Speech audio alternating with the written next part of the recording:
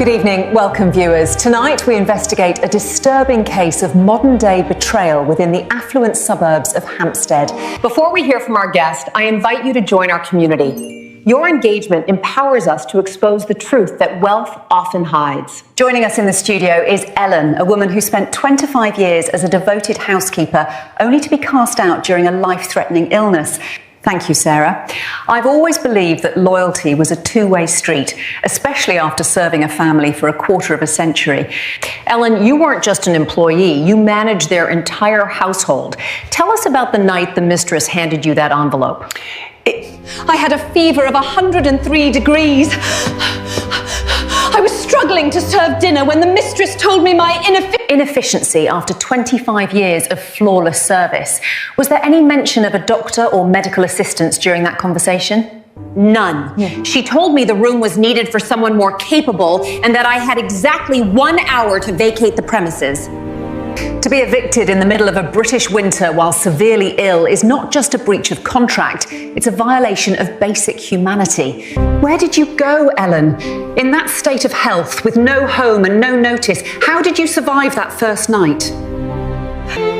I had nowhere to go, Sarah. I sat on a bench at the nearest bus stop, shivering with my fever rising. This is why your support matters. Our channel brings these hidden atrocities to light. Join us and help us stand for the marginalised. It is a disgrace that in a society as wealthy as ours, a devoted worker can be discarded like refuse the moment they become a liability. I watched their car drive past me half an hour later. They didn't even look toward the bus stop. I was just part of the furniture they replaced. 25 years of loyalty vanished in 30 minutes. Ellen, how did you find the strength to seek legal help after such a traumatic betrayal? A stranger at the station saw me and called an ambulance. In the hospital, a social worker told me that what they did was a crime. Indeed, it is. Under British law, sickness is not a valid ground for immediate eviction without due process and notice. They thought that because I lived with them, they owned me. They didn't think I had the rights of a real citizen.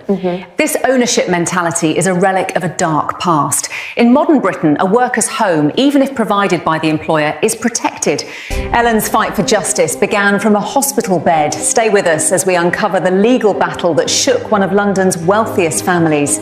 Once you were stable enough to leave the hospital, the legal battle began. How did your former employers react to the first formal letter from your solicitors? They were arrogant, Sarah. They claimed I was never a formal employee, but a family guest who had simply stayed too long. A family guest who worked 18 hours a day and managed a 20